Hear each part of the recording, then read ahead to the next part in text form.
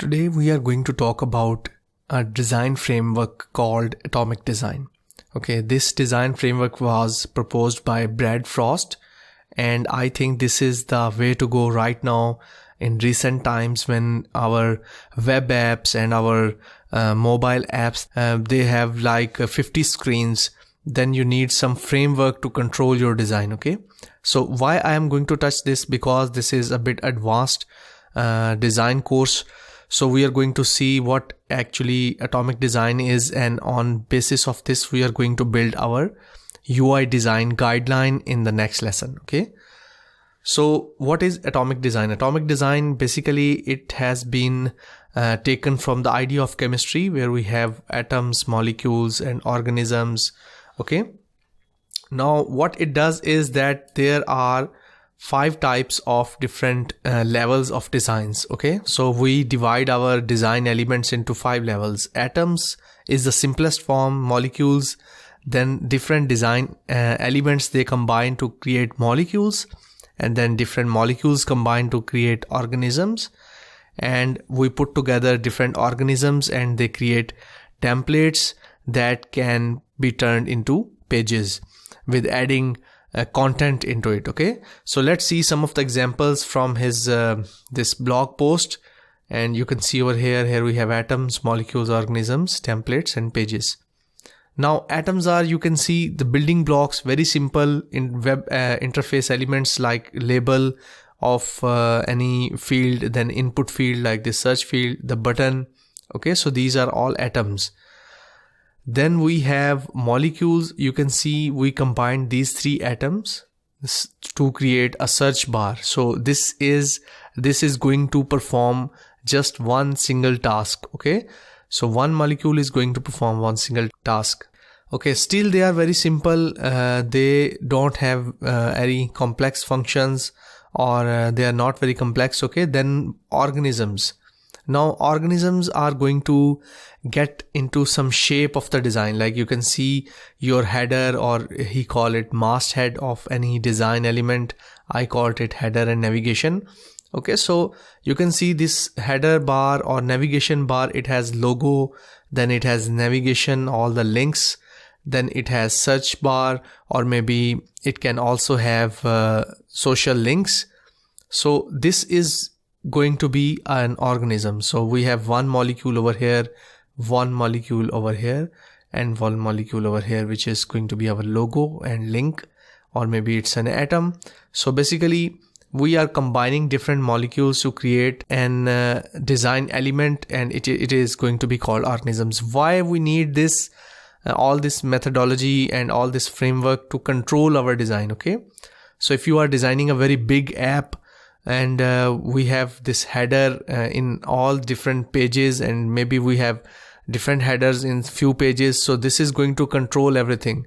So we know that this design element or this design pattern or organism is for this page, and this one is for this page. Okay, so you can see here few more examples, like this is the Yahoo top bar, then we have Tumblr, then we have the CNN and Facebook and Google. Okay, you can read all about it if you want to. There is also a book by Brad Frost on this topic. Okay, so if you want to go in more detail, I think you can go ahead and order his book, which is $10, I guess. Now templates are basically going to combine different organisms, and normally templates will be like a wireframe. Okay, so they are not going to fill the actual content of the page. So right now we created different organisms, or you can call them design patterns. Okay, so we are basically building a design library. So we can pick one block over here and put the second block. So this is basically another organism. Then we have few more organisms, like you can see over here we have a blog post. This is another organism. Then we have the list, image list, that's another organism. Then we have this paragraph and video description for this video. This is another organism. Okay, so this is how we create a template. Now templates are basically going to help us build our design very fast. Why? If you have designed any WordPress blog or any WordPress site, you know that the blog pages and the blog post pages, they are different from the main page of your website. Okay, so we will be designing one template for the main page, and then for the second page we are just going to get this organism and place it at the top of each other to create another page. Okay, so it is going to be very easy if we have built-in framework to follow along design guidelines. Okay, so this is basically a design framework. We are going to use it in building UI design guidelines. Okay, so this is a very good framework. I really wanted you guys to get into this. Okay, now there is another way of creating the same approach. Okay, few people, what they do is that they use these templates and they use them as a grayscale template. Okay, so they just keep on improving it and adding details to it till the final design. Okay, so you can see over here it has shown that studio in Pittsburgh follow a similar process where design starts grayscale and layoutless. Okay, so they normally try to increase its complexity and fidelity. Fidelity is basically how accurate it is or how close it is to the actual product. Okay, so if it's a wireframe and has no content, just lines like this one, it is low fidelity and we don't have any text over here. You can see over here, once we start putting text and some details, it is going to be medium fidelity. And the mockups, colored mockups we create in Photoshop, those are called high fidelity. Okay, so pages.